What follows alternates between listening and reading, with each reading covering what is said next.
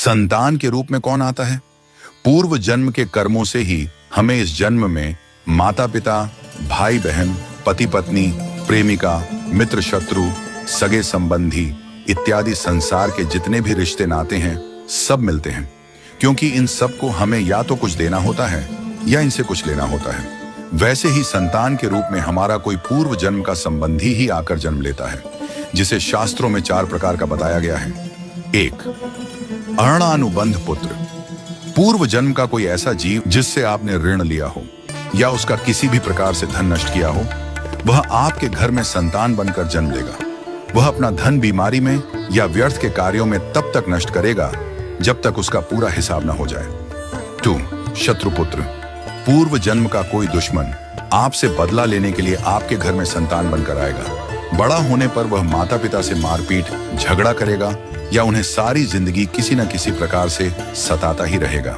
वह हमेशा कड़वा बोलकर उनकी बेइज्जती करेगा और उन्हें दुखी रखकर ही खुश होगा। 3. उदासीन पुत्र। इस प्रकार की संतान न तो माता पिता की सेवा करती है, न ही कोई सुख देती है।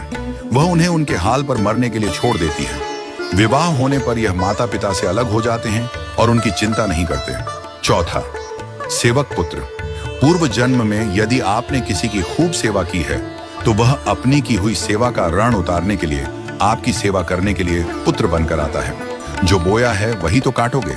यदि अपने माता पिता की सेवा की है तो ही आपकी संतान बुढ़ापे में आपकी सेवा करेगी, वरना कोई पानी पिलाने वाला भी पास न होगा।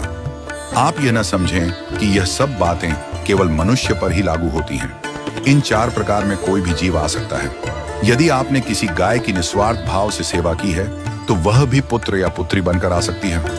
यदि आपने गाय को स्वार्थवश पालकर उसके दूध देना बंद करने के पश्चात उसे घर से निकाल दिया हो तो वह ऋणानुबंध पुत्र या पुत्री बनकर जन्म लेगी। यदि आपने किसी निर्दोष जीव को सताया है तो वह आपके जीवन में शत्रु बनकर आएगा।